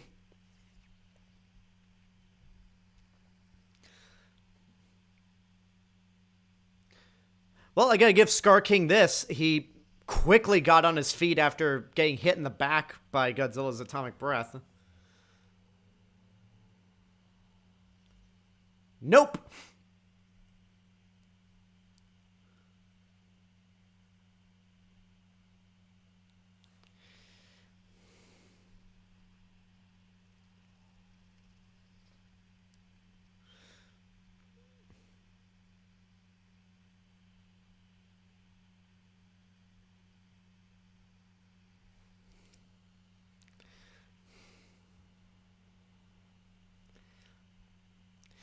Yeah, seeing Suko pop up, like, because we were introduced to Suko in the Hollow Earth and he's tiny, it's weird seeing Suko in comparison to a city. Yeah? I don't know. You little shit. I'd love that. Considering how much of a bully Scar King is, seeing him get the ultimate beatdown at this part was so satisfying. And they spoiled that shot in the trail. That shot where Kong throws Scar King to Godzilla and Godzilla whips him with his tail. They spoiled that in the trailer, and when I saw it in the theater, in a trailer, I was audibly like, "Whoa," or "What?" Do you mind if I try to explain Godzilla X Kong in a few seconds? Sure, go ahead.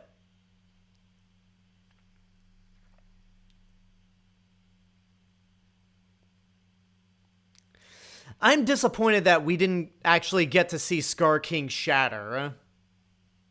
Like, because the female Muto, the giant Skullcrawler, Ghidorah, and Mechagodzilla all got far more brutal deaths. And Scar King's is just kind of tame by comparison. Unless we just actually saw Scar King actually get crumbled up instead of close-up shots.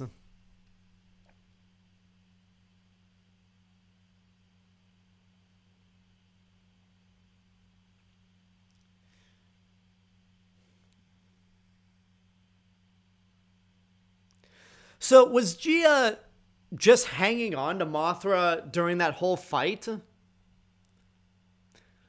Because she pops up briefly in Egypt with Mothra, and then all of a sudden, we don't see her until right now. So the only conclusion I can come up with is that she was just hanging on to Mothra for dear life as she was flying all over the place.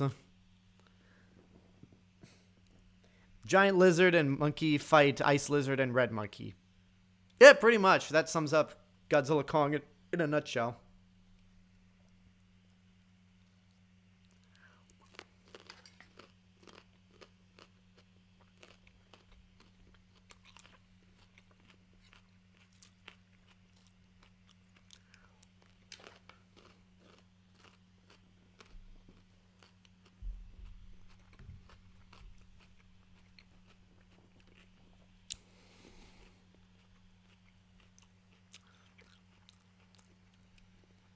She was riding Mothra like the Shobijin do.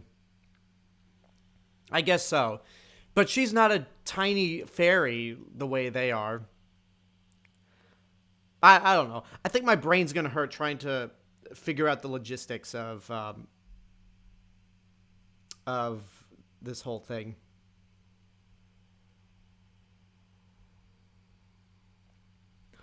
Mothra became a horse for Godzilla. Yeah, I'm so grateful that Mothra didn't die. And hopefully this leaves the door open to her coming back in the future.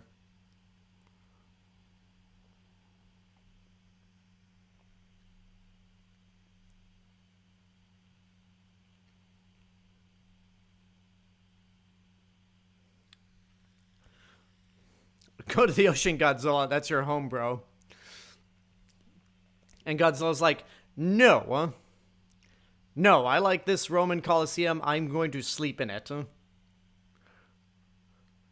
I mean, James Rolfe said it best. Like, if there was a giant monster out there, it would probably just sleep wherever it wants. Like a cat. Man, 91 years later, even though this is a different incarnation of Kong, it is so satisfying to see him finally get his happy ending. He has an adopted son. He has an ice puppy. For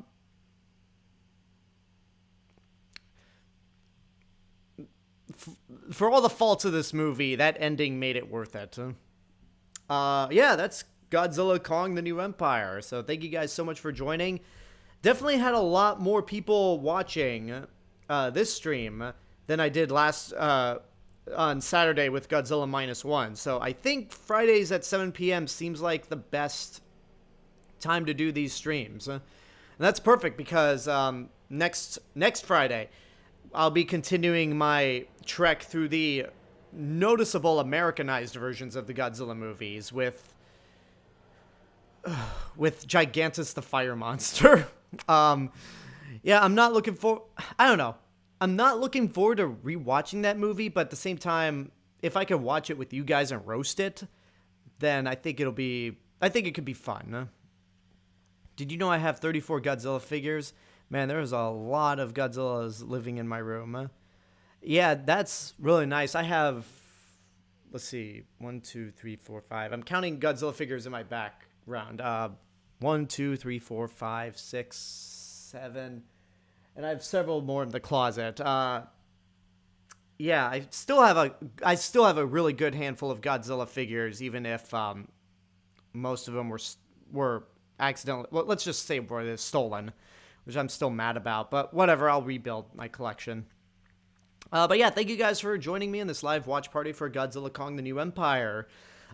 If you're not subscribed to the channel, please go ahead and do so. And if you want to help support the channel even more, you could do so via YouTube memberships. I have one tier on YouTube memberships right now, and that's the starter pack. For $1.99 a month, you get early access to all of my videos. And the more people that join, the more exclusive perks you'll get. Like, I'd like to do exclusive watch parties for members of the channel. Not counting Godzilla or Monsterverse stuff, because I've been doing this for as long as I have. I feel like it wouldn't be fair to suddenly make the Godzilla and Monsterverse live watch parties exclusive for members. So the Godzilla Monsterverse live watch parties will continue to be for everyone else, whereas the exclusive live watch parties that I would like to do, if more members join, would be for every kind of movie. So definitely consider joining a YouTube yeah. One of the problems about doing this stuff live is that I have to do another take in it. But anyway, consider getting a YouTube membership, and you can also follow me on Facebook, Instagram, Letterboxd, Threads, and my theme park and travel channel right here on YouTube. I'll see you guys in the next video. But until then, have a good night,